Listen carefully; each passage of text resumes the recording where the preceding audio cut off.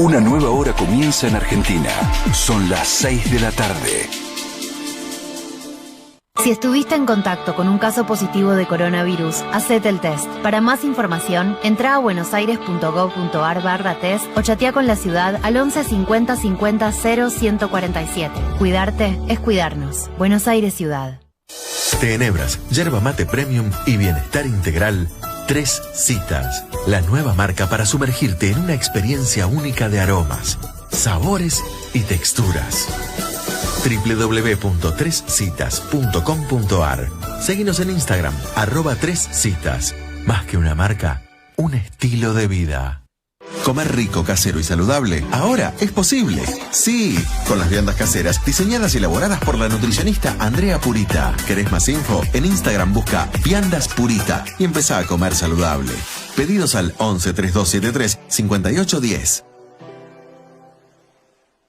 Forma parte de la programación de las radios del Grupo Sónica, el grupo radial más importante de toda la Argentina. Y hacete escuchar. Comunicate por teléfono 4371-4740 o por WhatsApp 11 2262 7728. En Grupo Sónica hay un espacio exclusivo para vos. Los embajadores. Los embajadores. Entrevistas con los embajadores del mundo. Para saber cuál es el país más musical, cuál es el país de las hadas, cuál es el mayor productor de tulipanes, quién inventó el pendrive. Ale Boada y Maxi Lecky te lo cuentan. Los embajadores. Miércoles, 19 horas por Sónica Más. Protegete del coronavirus. Quédate en casa. Ante cualquier duda, comunicate al 147, al 107 o por WhatsApp al 11 50 50 0147. Legislatura de la Ciudad Autónoma de Buenos Aires. ¿Opinás diferente? Contanos. WhatsApp 11 22 62 77 88 11 22 62 7728. El todo es más que la suma de sus partes. Sónica Más. Sónica Más. Acá estamos todos. La modernidad periférica ha sido entendida por algunos como cultura híbrida. Dado el ambivalente discurso latinoamericano en su rechazo a la dominación europea, pero en la internalización de su misión civilizadora, ha asumido la forma de un proceso de autocolonización que asume distintas formas en distintos contextos y periodos históricos. Una mirada austral pretende ser una visión alternativa desde la mal llamada periferia, para abordar la globalización con ojos mejores, para ver la patria.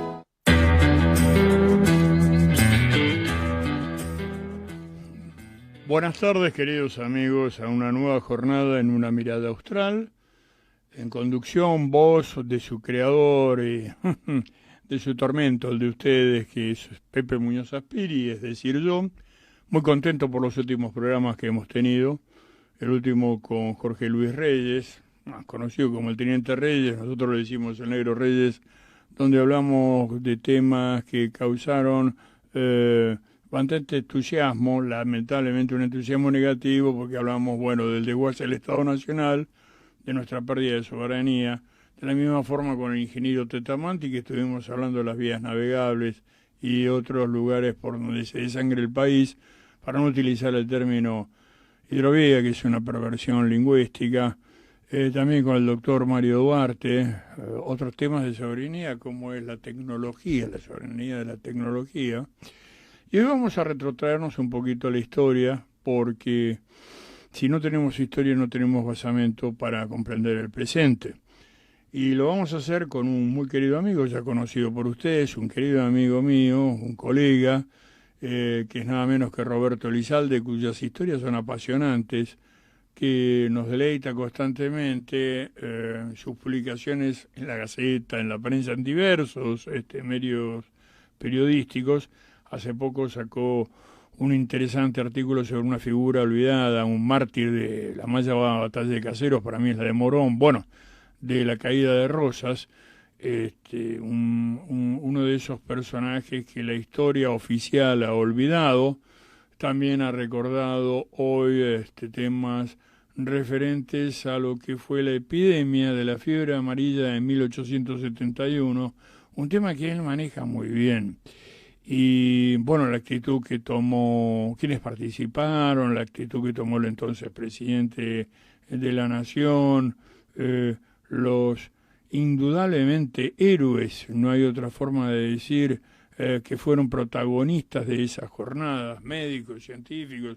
Estoy recordando, porque recuerdo haber escrito sobre Francisco Javier Muñiz, bueno, en un futuro libro va a figurar, ¿no? Pero creo que fue en la revista Vida Silvestre, una semblanza que hice, pero de él, no tanto como médico, sino como paleontólogo. Bueno, nuestra visita de hoy es nada menos que el gran Roberto Elizalde. Bienvenido, Roberto, como siempre. ¿Cómo estás?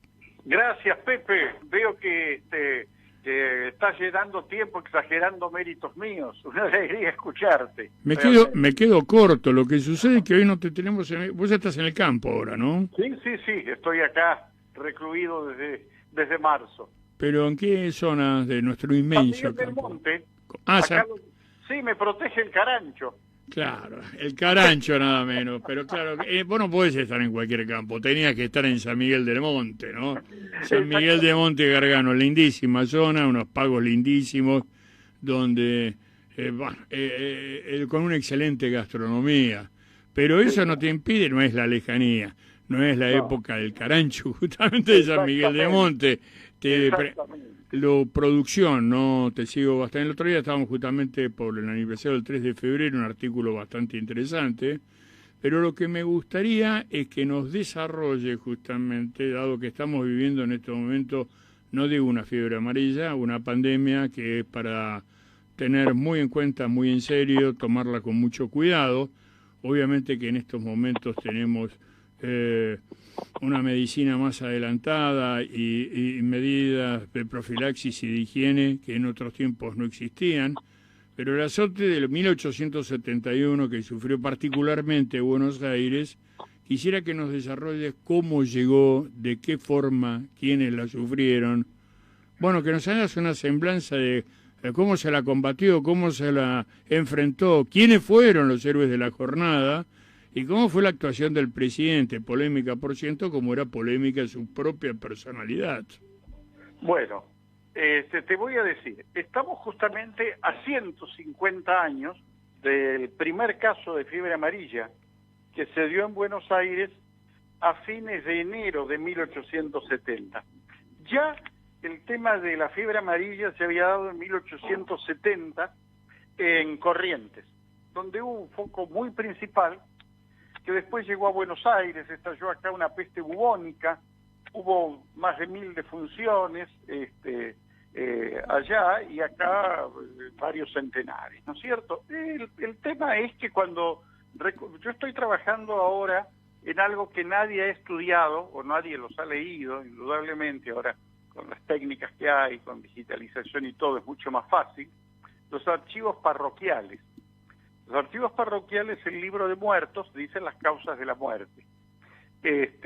Y me llama poderosamente la atención, sobre todo en pueblos, digamos, alejados de la ciudad, como ranchos, como Cañuelas y demás, que va a ser toda una serie que va a salir, la cantidad de muertos que hay, muchos de ellos viven en Buenos Aires, lo dice, natural de Buenos Aires, domiciliado en Buenos Aires, y acá en el cuartel primero o en el pueblo, y son relativamente pocos con respecto a la ciudad. El primer foco se dio exactamente el 27 de enero de 1871, hace 150 años. Yo digo que hay ciertas cosas que en la historia no se dan en círculos perfectos cuando dicen que la historia se repite, pero sí en ciertos círculos que tocan puntos semejantes, ¿no es cierto? Uh-huh. Y este es un caso de ellos. Pero el primer foco importante, como digo, que se dio, el primer caso, fue en la calle Piedad, que hoy es Bartolomé Mitre, a la altura del 1400, una mujer que muere ahí. Bueno, pero donde fue realmente el foco más grave fue en el barrio de San Telmo, porque allí el doctor Santiago La Rosa diagnosticó muchos casos. En primer lugar hay que decir lo siguiente: la ciudad de Buenos Aires carecía de desagües cloacales y de un sistema de aguas corrientes. La evacuación de los desperdicios se hacía de una manera rudimentaria, absolutamente antihigiénica. Las casas tenían los servicios de noche, las vacinillas, y después en el fondo una letrina o un pozo donde se tiraba todo. ¿Te acordás muy bien la descripción que hace Mansilla del tercer patio? El tercer patio era donde iban todos los desperdicios y era una nube de moscas y de un posible foco infeccioso, indudablemente. Claro, y esas letrinas, aparte, convengamos que carecían de carro atmosférico, es decir, claro, desde ya. En un momento se llenaba y ese pozo se tapaba y se dejaba. Exactamente, se venía otro. Entonces, a ello se agregó otro tema no menor, que fue que ese año hubo copiosas y repetidas lluvias, que trajeron, las calles no eran todas empedradas, y si eran desparejas, había muchos baldíos, y se hacían lagunas y charcos, y el verano se convirtió en un criadero de mosquitos, entre los cuales está el de la variedad Aedes aegypti, que es el principal protagonista del contagio, como se determinó mucho después. Pero en medio de esta catástrofe, también cabe señalar que la enfermedad, la gente, ¿no es cierto?, que la transmite, es de escaso vuelo. Y por eso el radio de difusión que tuvo no pasó relativamente de los bordes de la ciudad, ¿no es cierto? Y fue gente ya contagiada la que se va a establecer en los pueblos y se desarrolla alguna mortandad. Por eso no es tanta, sino en la zona urbana. Dijiste recién como una imagen, obviamente, de escaso vuelo. Estaba recordando, en esa época tampoco había vuelos. Claro. No había aviones. No, de ahí, digo, por la difusión espantosa que ha tenido la pandemia actual. Tenemos la pandemia, viene un señor de Australia y subió un vuelo con uno que venía desde el Amazonas, que había estado allá, y lo contagió y llegó acá o a cualquier lugar del mundo. Exacto. Entonces, ese es un tema no menor para tener en cuenta. Y después hay otra cosa que es muy importante, quizás, desde mi punto de vista, y que revela también algunos detalles interesantes, y que vos lo podés comprobar perfectamente, la cantidad de muertos que ha habido, en este caso particular del COVID, ¿no es cierto? Bueno, yo apenas me enteré de esto por razones de salud, por orden médica, pudiendo venirme fuera de Buenos Aires, salí. Yo tuve la suerte que salí un jueves, porque la vi venir, digamos, había clases ya y me imaginé que esto salía, y digamos, y a las 48 horas ya nadie se podía trasladar. Entonces, en aquel momento, la gente que disponía de casas, de amigos, de quintas, en las afueras de Buenos Aires se fue. Buenos Aires quedó muy despoblada. Lógicamente, ¿por qué lo hacían? Bueno, por una razón muy cierta. El que puede evitar el contagio, que no es solo una actitud egoísta, yo me voy, me aíslo en el campo para no contagiarme, también lo estoy haciendo en preservación de los demás. Así como yo uso el barbijo, porque no me quiero morir, pero tampoco puedo ser un asintomático en este caso y te puedo contagiar sin saber. O sea, lo hago por mí y por el otro que no lo puede hacer también. Muy bien. Entonces, los lugares ampliamente poblados, como la ciudad de Buenos Aires, el área metropolitana, como se dice, ¿no es cierto? La gran cantidad de casos, las ciudades capitales, es difícil encontrar, o en grandes ciudades, es difícil de encontrar. En algunos pueblos chicos hay algunos casos aislados, pero no tanto. Bueno, en aquella época la gente huyó. Hay casos en Morón, hay casos en Luján, o sea, en los alrededores de Buenos Aires, que la gente tenía quintas, que se podía ir o que tenía un amigo donde se aislaba. Eso hizo que Buenos Aires quedara realmente, de alguna manera, muy despoblada. Según leí hace años, el número más o menos, sobre una población de 140.000 habitantes, hubo un éxodo tan grande que en Buenos Aires quedaron unos 90.000 habitantes, con lo cual la cifra final a la que se llegó, de 13.000 y pico de muertos, ¿no es cierto?, que fueron casi 14.000, esa inmensa cantidad de muertos,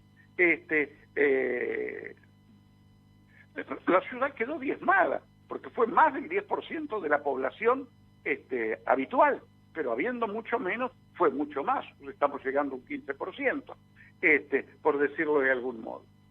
Y después, un factor no menor es el desaseo y el hacinamiento de una enorme masa de inmigrantes que ya estaba llegando y que se alojaba en los llamados conventillos, a menudo con 6 o más alojados, una familia en un cuarto, ¿no es cierto? Y estas casas de vecindad pasaban más de 1000, y una séptima parte de la población residía en ellos, lo cual era un foco terrible. Discúlpame, ahora tenemos los llamados hoteles. Exacto. Sobre todo en la zona de Constitución, y otro lado no estoy estigmatizando ningún barrio en particular, ¿no? No, pero estamos viviendo una realidad social, digamos. Claro, pero uno dice, bueno, tienen que permanecer confinados y aislados, pero hay gente que son en una habitación viven 8 y en un piso de varias habitaciones hay un solo baño. Los llaman los hoteles familiares, ¿no? Yo los veo en Constitución y en otro lado, lugares donde viven amigos míos que me dicen, pero vos sabés, Pepe, la gente que yo tengo viviendo al frente, ¿cómo la vas a dejar encerrada?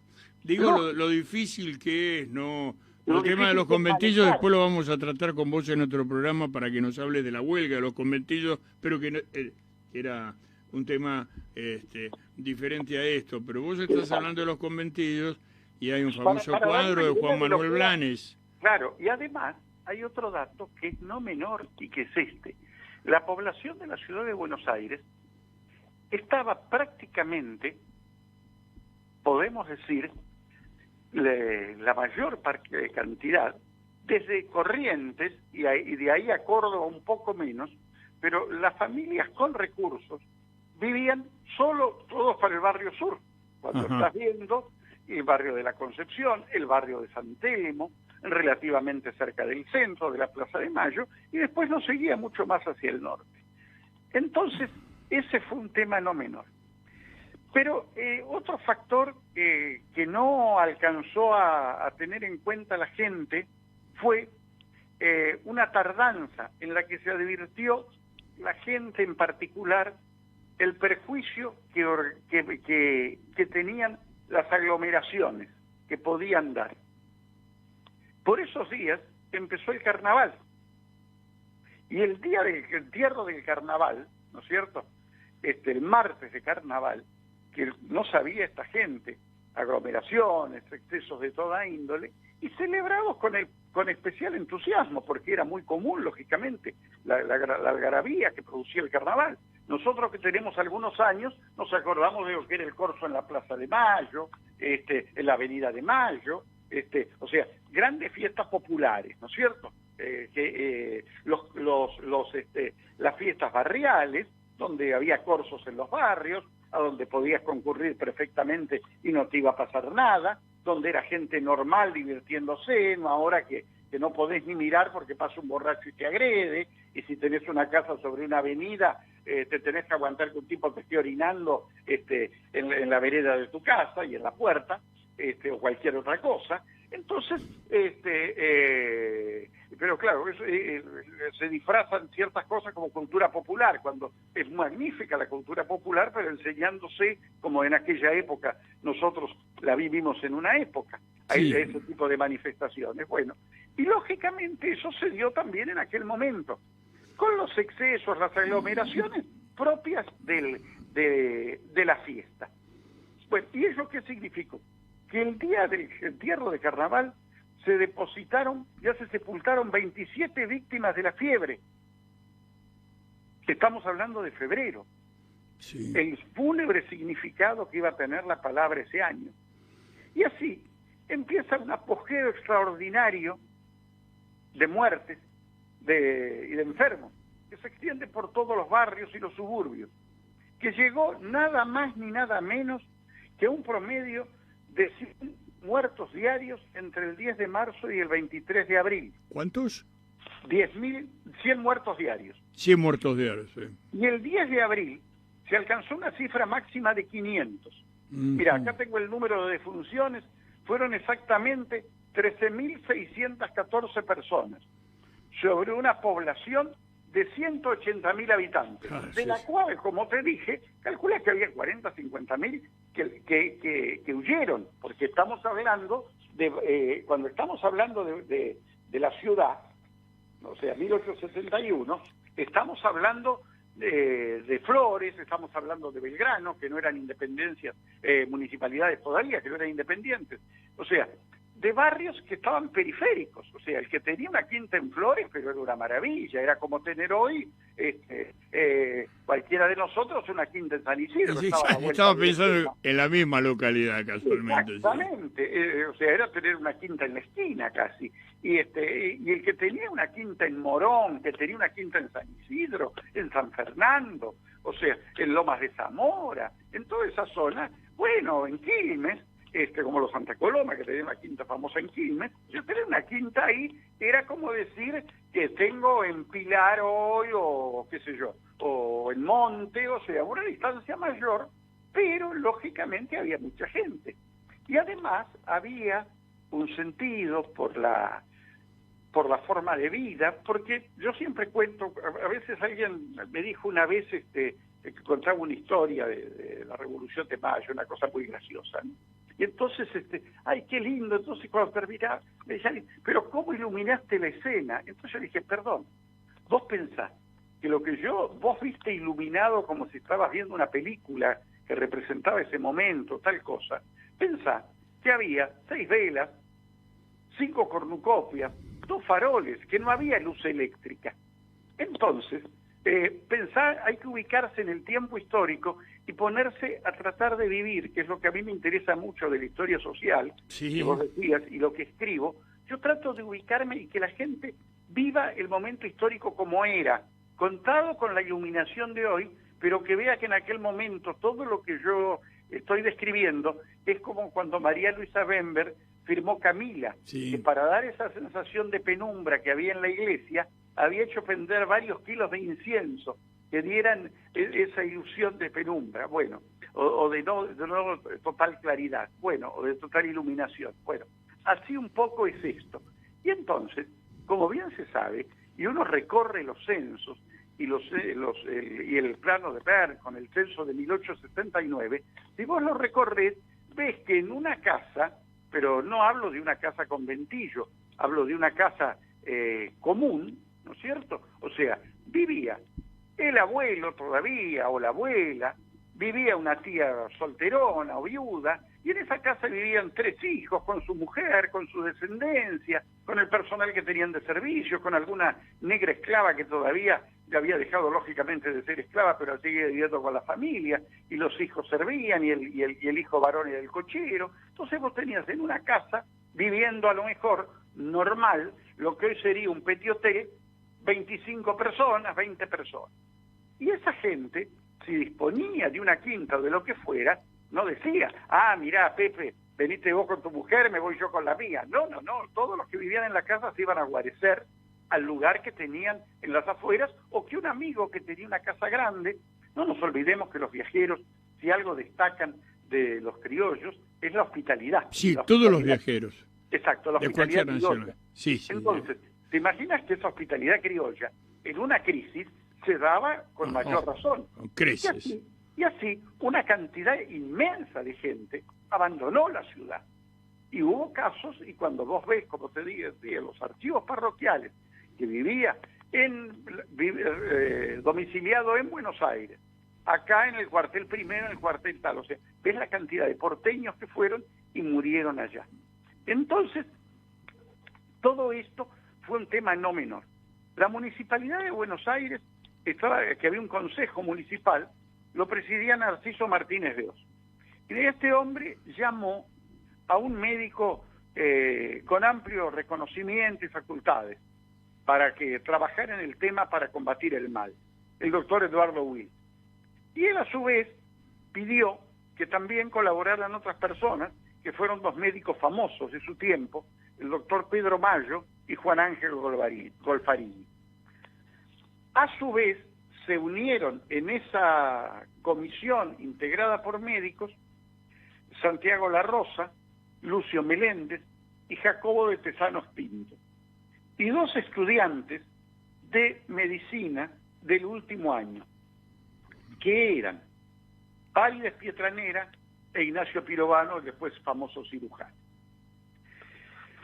Una comisión, además, popular, se crea para combatir el mal y atender a las víctimas, presidida por el doctor José Roque Pérez y una cantidad de ciudadanos y prestigiosos vecinos que la integraban: Héctor Varela, Mariano Billinghurst, Emilio Enrubia, Matías Betti como secretarios. Vocales estaba Manuel Argerich, Francisco López Torres, Juan Carlos Gómez, Manuel Bilbao, José María Cantilo, Lucio B. Mancilla, Carlos Guido Spano, Evaristo Carriego, el general Mitre y su hijo.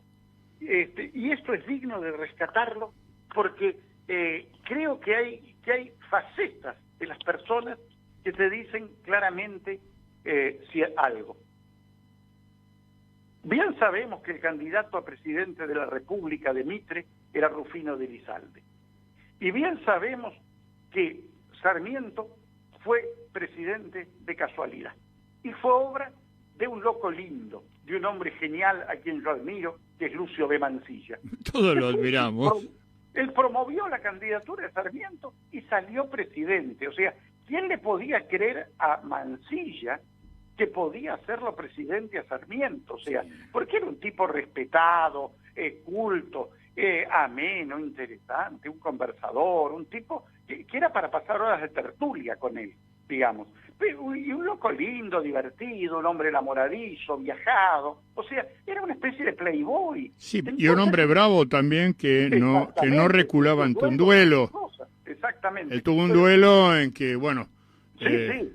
Le trajo... Nunca mate su nombre, dijo después, porque eso lo marcó para toda la vida. Exactamente, iba a eso. Y este Mancilla es como si vos me decís que hoy un playboy, un tipo que anda ahí en la noche, qué sé yo, de golpe y porrazo y de que fulano sea presidente, es un tipo de buena familia, de lo mejor emparentado, muy culto, y logra que Sarmiento sea presidente.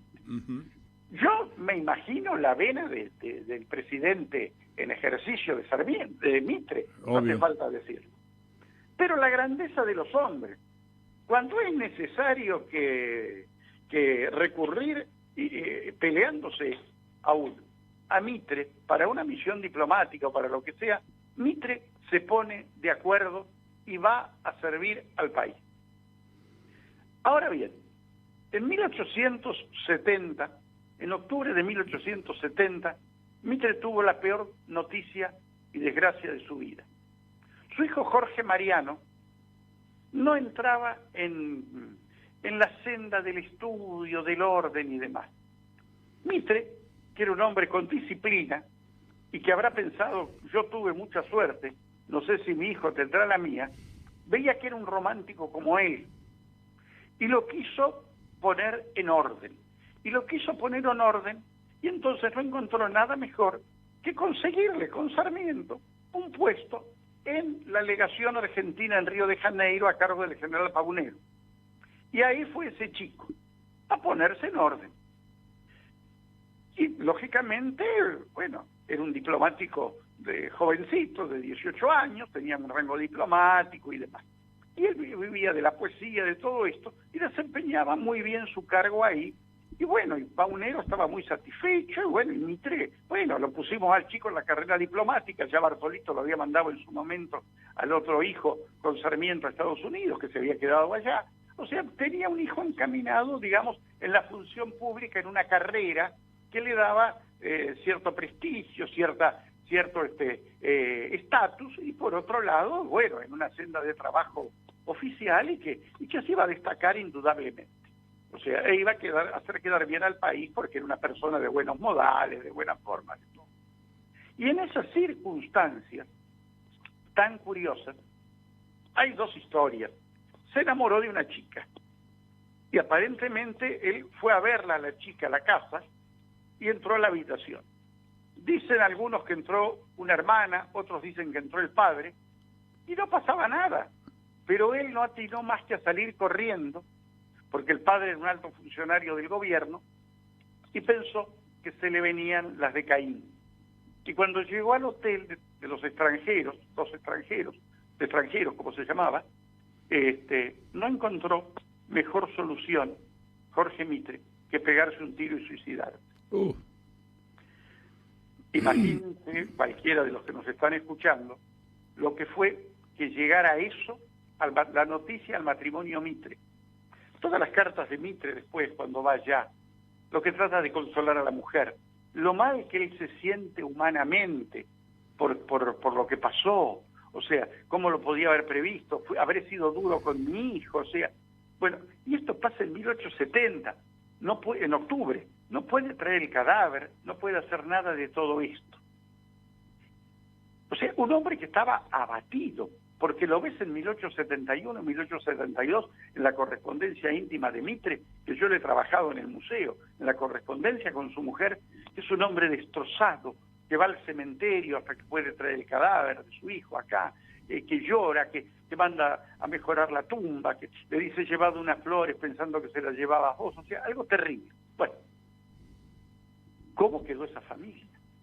Y cuando en marzo de 1870 empieza la epidemia, el expresidente de la República se pone a ayudar al presidente en ejercicio en la comisión que se constituye, en esa comisión integrada, como dije, por un grupo de gente, en esa comisión popular que presidía el doctor José Roque Pérez, que después moriría también y que ya vamos a hablar. Se pone a trabajar en Mitre en esa comisión. Incluso tuvo un amago de la enfermedad, él, el hijo, finalmente se salvó. Pero me refiero, eso te revela la calidad, más allá de juzgar las actuaciones políticas o las posiciones en las que estaba cada uno. Pero te da, por lo menos en el aspecto moral y de empatía con el pueblo, lo que era el expresidente derrotado en elecciones con la vena, imaginémonos cómo, con el nuevo presidente, pero que ante la emergencia del país, de su pueblo, estaba al servicio de él. Sí, eso demuestra la calidad personal de estas personas. Habla de la calidad personal. Podemos hablar 10 días discutiéndolo a Mitre en muchos aspectos. No, pero esto es sin duda. Pero solo esa actitud en ese momento, yo no digo que sea un indulto, pero es una absolución de muchos errores que pudieron tener los unos y los otros. Sin lugar a dudas, y yo no me resisto a hacer, pero para mí no lo voy a hacer en la radio, ¿no? Paralelismos con la situación actual. Me estoy refiriendo a estos protagonistas y a los protagonistas actuales de la pandemia. Pero en fin, estamos tratando el tema históricamente, así que no vamos a entrar en una polémica. Exactamente, porque cuando yo escucho, o sea, yo no te puedo decir a vos, Pepe, ¿no es cierto? Me imagino cómo la has pasado en el departamento, ¿no es cierto? ¿Cómo la has pasado con tu madre, con su edad, qué sé yo? Yo me imagino, y estoy al lado tuyo, y vos sabés que yo estoy al lado tuyo en el afecto, en el cariño de años, en toda una serie de cosas, desde ya, ¿no es cierto? Pero de golpe y porrazo, cuando yo he tenido que ir a Buenos Aires por un día, por 2 días, que me siento encerrado en el departamento, perseguido, porque como que me va a pasar algo, ¿no es cierto? Pues me doy cuenta de eso. Yo no puedo decirle a nadie, ni siquiera con buena fe, me imagino cómo la están pasando ustedes, cuando yo estoy aquí en el campo, puedo salir, caminar, camino mis 3 hectáreas sin ningún problema, voy, vengo, nadie, o sea, no me tengo que lavar las manos cuando entro porque solo está mi mujer, ¿te das cuenta? O sea, no tengo que pasar alcohol a las cosas, o sea, solo cuando voy al pueblo a buscar las provisiones. No tenés que usar bozal, claro. Exacto, no estoy con el barbijo. Entonces, o sea, yo me puedo dar una idea, pero realmente, como lo estoy pasando muy mal, también, porque es cierto que no tengo mi biblioteca completa acá, que no tengo muchos afectos, que se ha perdido el encuentro con la gente, o sea, que no he estado en los cumpleaños de sobrinos. Y yo viejo ya tengo 68 años, y el boleto medio picado. Entonces yo no sé cuándo el boleto se me acaba, digamos. Y entonces, una cosa es decirte, me pasé 10 meses, me pasé 1 año casi encerrado, ¿no es cierto?, y otra cosa es decirte y que he tenido que salir nada más que por cuestiones así de provisiones o por temas médicos para que me viera mi médico, mi controle, ¿no es cierto? Pero una cosa es eso y otra cosa es decir, tengo 20 años, qué sé yo. Entonces, a eso me refiero cuando hablo de la empatía y a eso me refiero cuando hablo de manifestaciones cercanas de la actualidad y cuando también hablo de lo que era aquella gente, de ese espíritu de hospitalidad que dicen los ingleses, todos los viajeros, y de ese espíritu de empatía que había por el otro en forma total. Esa es la triste realidad, aunque nos cueste.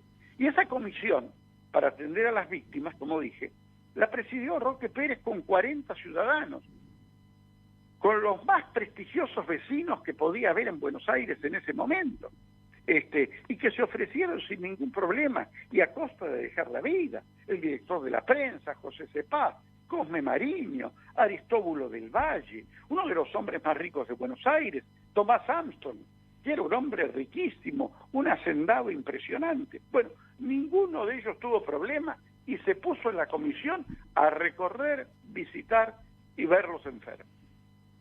Para esto, el cementerio del sur, que estaba en la calle Caseros, Monasterios, Payata y Santa Cruz, ¿no es cierto?, ahí en Patricios, no tenía lugar ya para las tumbas y hubo que clausurarlo, abriéndose en su reemplazo el cementerio de la Chacarita, que era la famosa chacra de la Chacarita de los colegiales, de los alumnos del Colegio Nacional de Buenos Aires, que también la retrató Miguel Cané en sus recuerdos y que del cual hay una serie de noticias, ¿no es cierto?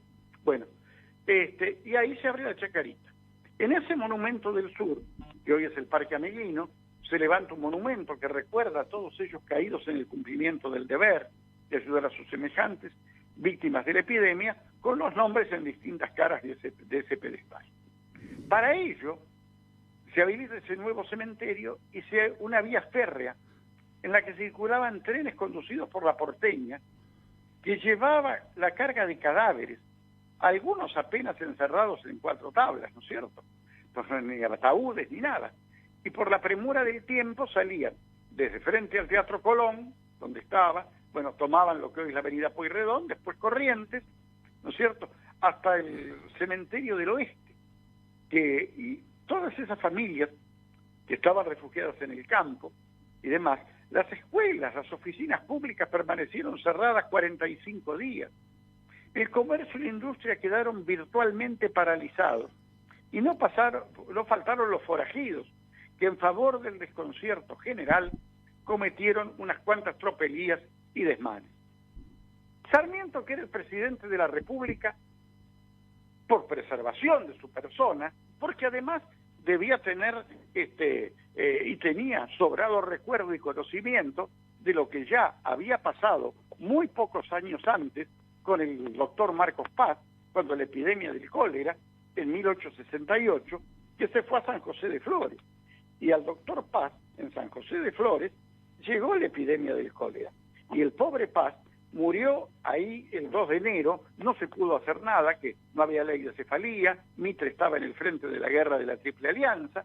Entonces, digamos, toda esa, toda la preservación, ¿no es cierto?, fue, de alguna manera, la tenemos que tener en cuenta como un acto humano. Pero también hubo una serie de quejas. Por aquellos años había se crea para informar, o sea, y que fue una cosa muy muy seria, porque además esto no fue informado por alguien en particular, sino que fue informado oficialmente por todos los diarios, pero hay un detalle no menor. Aparecen dos periódicos que se dedicaron exclusivamente a la epidemia, que fueron el Boletín de la Epidemia y la Marcha de la Epidemia, de la Marcha de la Epidemia. Se vendían en la ciudad, salían todos los días y narraba exactamente todo lo que sucedía.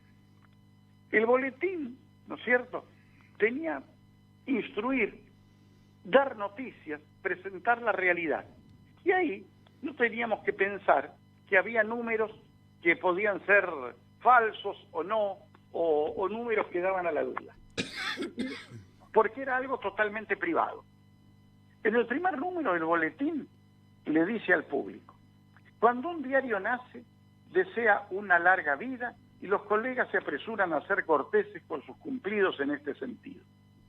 Nosotros al contrario lo decimos con serenidad. Deseamos una muerte temprana, porque siendo este un diario de circunstancias, su muerte indicará la conclusión de la epidemia. Bien, claro. Contamos con la voluntad de la Comisión Popular para suministrarnos los datos y las resoluciones que se tomen sobre el tema, y las comisiones parroquiales nos ayudarán en este servicio público. Esta publicación dará a publicidad y circulación toda disposición de la autoridad que se relacione con la epidemia. A las personas que se han ausentado de la ciudad les llevará una noticia diaria de sus deudos y amigos que han quedado en ella, porque se registrarán diariamente y con toda regularidad las defunciones, los casos nuevos, el estado de los enfermos, etc. Tales son los objetivos de ese boletín de la epidemia de fiebre amarilla. Lo cual ya revela una información y unos datos muy importantes para la época, ¿no es cierto?, como publicación de avanzada. Y a la vez que podía, que decía las realidades, no dejaba tampoco de tener alguna página humorística donde le pegaba al presidente o algunos personajes.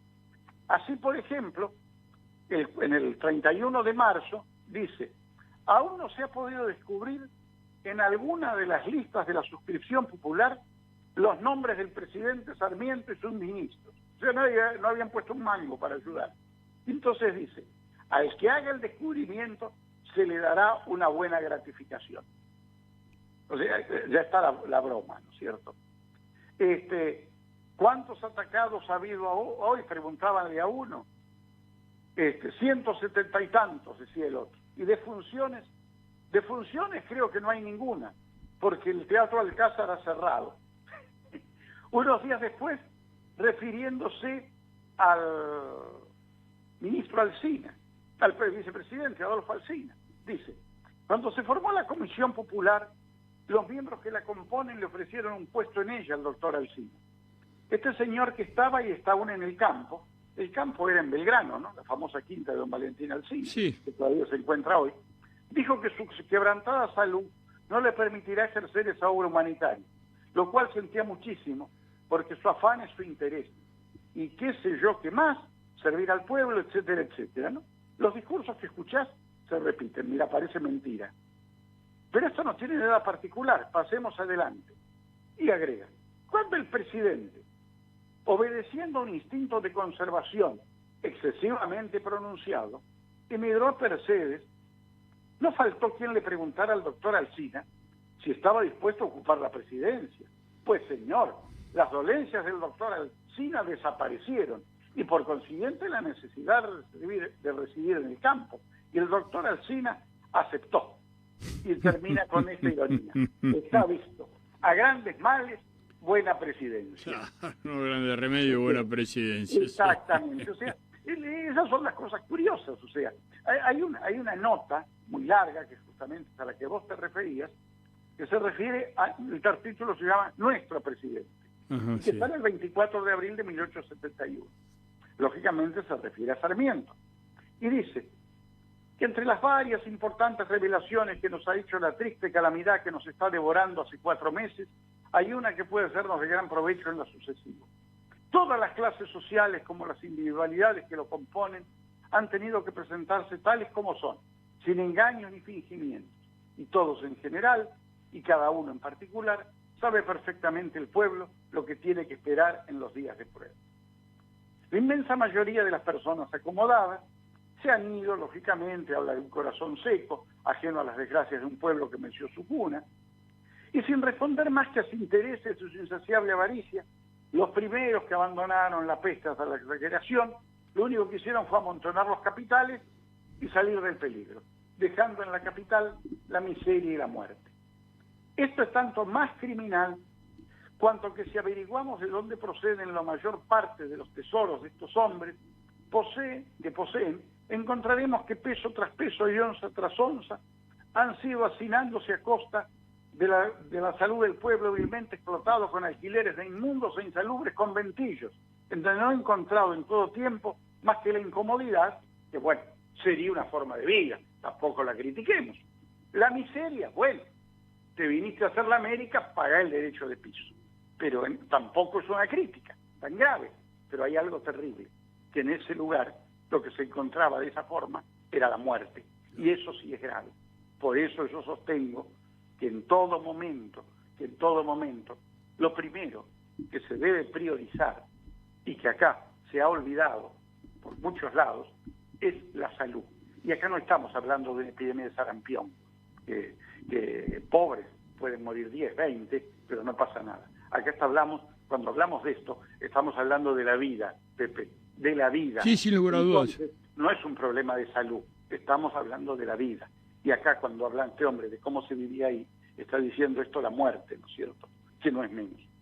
Diógenes, con su calma filosófica, prosigue, y con toda su linterna, se hubiera visto en apuros para encontrar otro ser menos digno del honroso puesto que ocupa Sarmiento. ¿Con qué títulos cuenta el señor Sarmiento para ocupar la presidencia? Y le dice que cuando termine todo, el pueblo solo había luchado la gran batalla en ese momento y había terminado, digamos, de esa manera. O sea, hace esa crítica. Dicho también, de paso, hay que decirlo, que Sarmiento, finalmente, ante todo esto, volvió, se instaló la residencia en el barrio de Floresta, hoy es Vélez Arfield, ¿no es cierto?, y concurría todos los días a su despacho en la Casa de Gobierno, pero residía después del lío, pero residía, lógicamente, una buena parte del día, dormía en su residencia. Ahora bien, también Enrique O'Gorman, el jefe de la policía, tuvo que intervenir personalmente con sus efectivos en todas las circunstancias que eran necesarias para mantener el orden. Y el 11 de junio, finalmente, bajo el arco principal de la Recoba, el arzobispo Aneiros ofició una misa pidiendo por los muertos y en acción de gracias por el término de la epidemia, porque ya de ahí en más quedan muy pocos casos. El pintor, Juan Manuel Blanes... Eso te iba a preguntar sobre ese cuadro, porque hay toda una historia particular de ese cuadro. Exacto, ese cuadro presenta una mujer fulminada, caída fulminada por el mar, caída en el piso. Con un pequeñito... ¿Acaso contagiada exactamente por el esposo, que se halla yacente en un miserable jergón? No sabe si el marido está muerto, vivo, o está en las últimas, ¿no es cierto?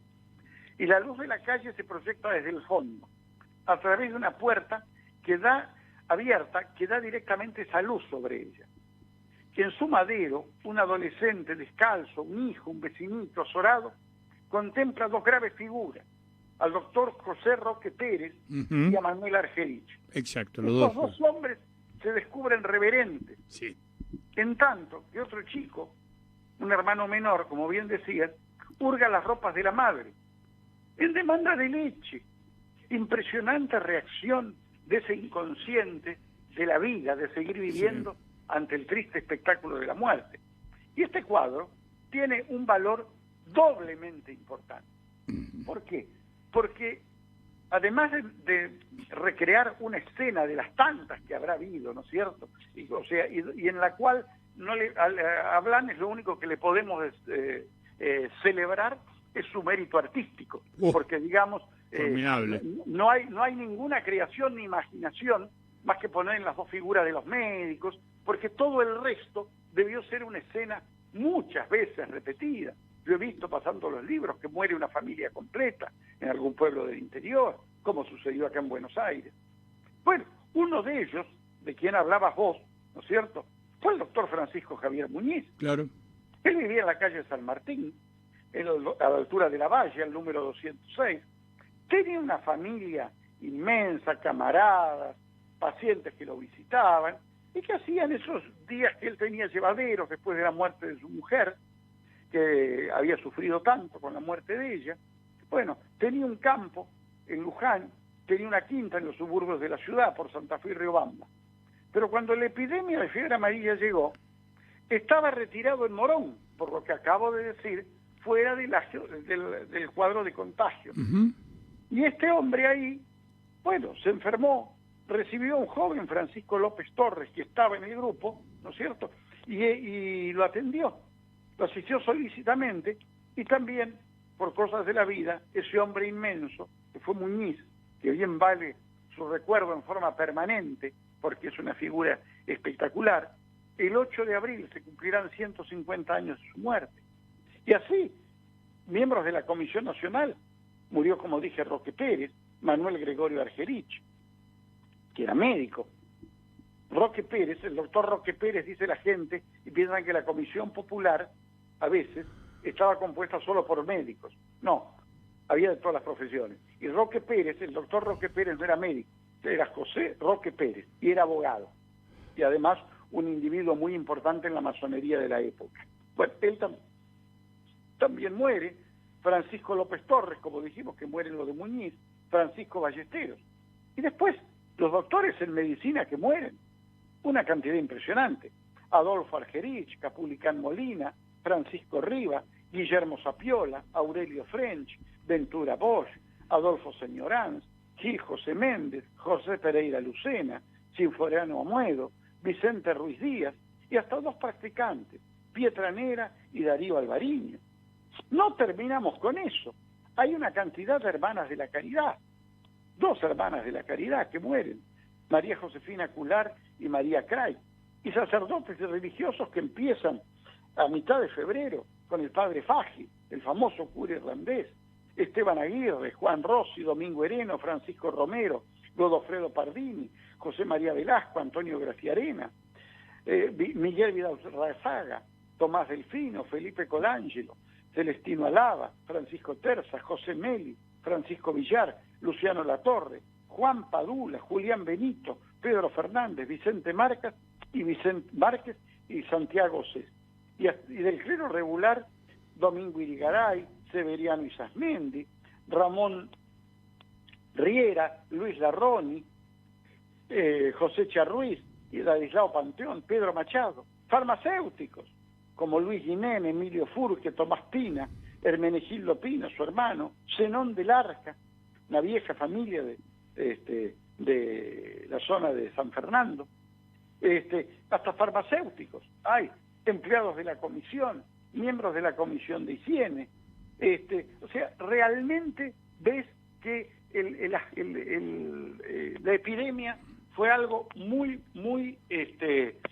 sentido en Buenos Aires. Hola. Sí, te estaba escuchando atentamente. Porque la epidemia fue algo muy sentido y que dejó una honda grieta, o sea, grieta de ausencias, de necesidades. Descubrió lo bueno y lo malo de la gente. O sea, fue algo muy importante. Después que termina la epidemia... Eso se está viendo ahora también, ¿no? Que está descubriendo lo bueno. Lo que sucede es que en contraposición, yo actualmente no veo la constelación de gente maravillosa que vos acabás de citar. Porque ellos descollaron en montones de temas, pero montones de temas. Era una generación creadora, creativa, de construcción permanente y que tenía un proyecto de nación que ahora lo hemos perdido y se ve que vamos... está bien, no dejan morir también hay héroes cotidianos en este momento, ¿no? Pero parece que fuéramos a los tumbos en muchísimas cosas, pero te iba a decir que con respecto a ese cuadro que es Juan Manuel Blanes, que es tan impresionante, ¿no? Que ¿cómo se movió eso? Porque fue comprado, donado, tuvo una suerte de... Venga, de ese cuadro realmente, si te digo tema cánico, tendría que mirar un poco la historia del cuadro, tendría que leerlo.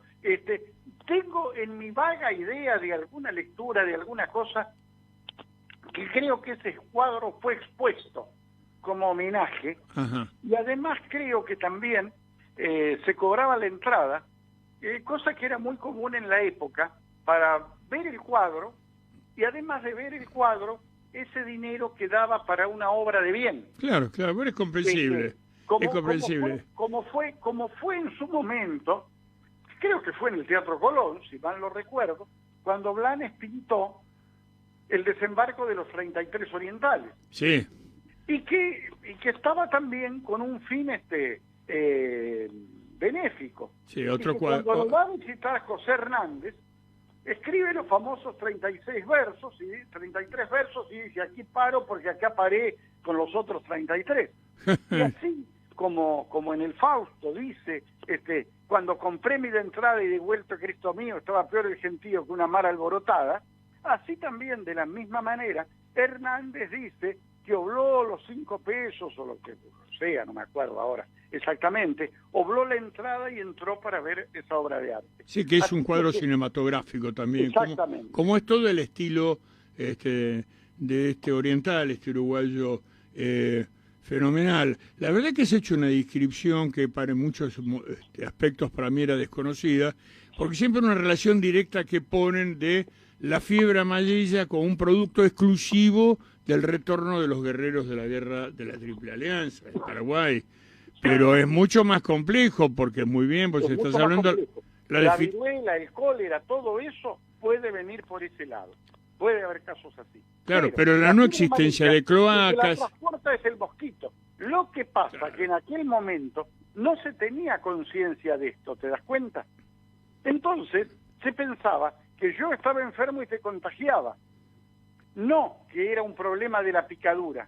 Claro. El transmisor es el mosquito.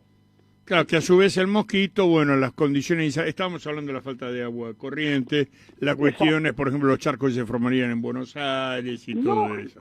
Todo eso era una realidad, o sea, una gran población, todo lo que sucedía, o sea, eso era lo que pasaba realmente en ese momento. Pero digo, una visión, o sea, yo no te voy a poner el compromiso, pero digamos, lo que he hecho es una brevísima descripción a vuelo de salto del total de esta fiebre, ¿no es cierto? Después, o sea, si en algún momento se te ocurre, podemos hablar de la actuación destacada de algunos médicos como Bosch, que el otro día lo recordamos, sí, en su sesquicentenario. Sí, lo leí, y eso es lo que te iba a proponer, que en el transcurso del año hagamos programas, pero individuales dedicados a la trayectoria de cada uno de estos titanes, para mí, verdaderamente. Pero desde ya. Yo lo creo, Pepe, que si hacemos esto, vamos a hacer 2 cosas.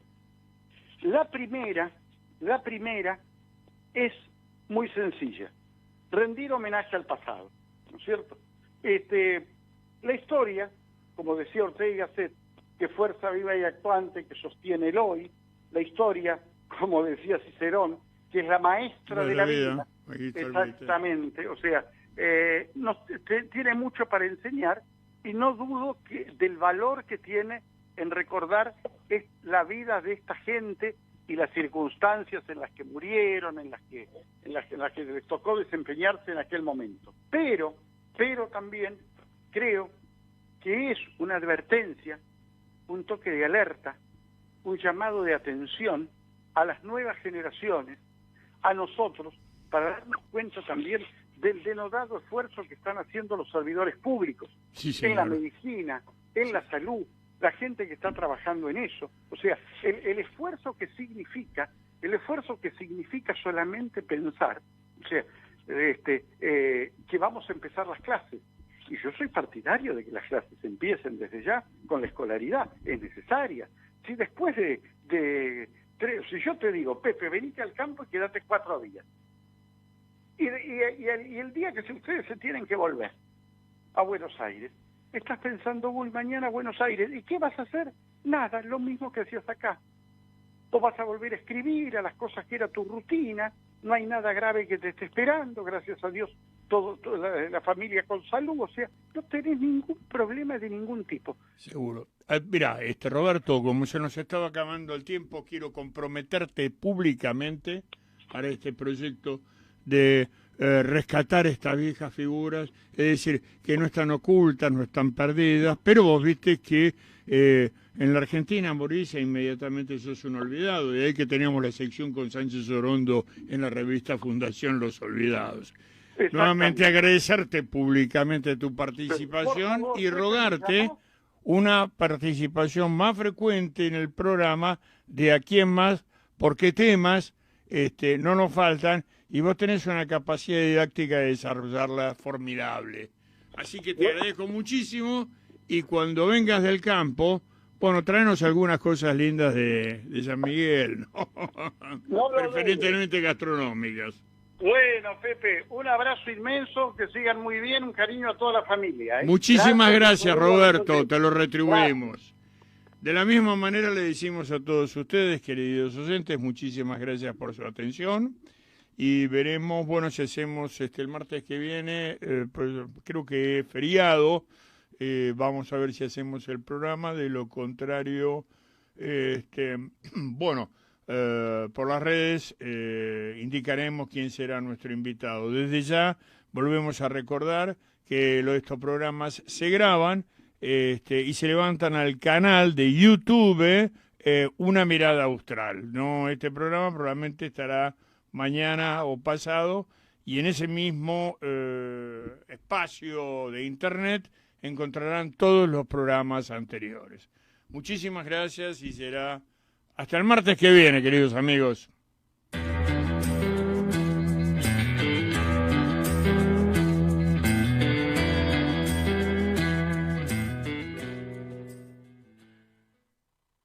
Sónica Más, transmitiendo desde Buenos Aires, vía internet hacia todo el país y el mundo. Sónica Más, con estudios ubicados en Avenida Callao 194,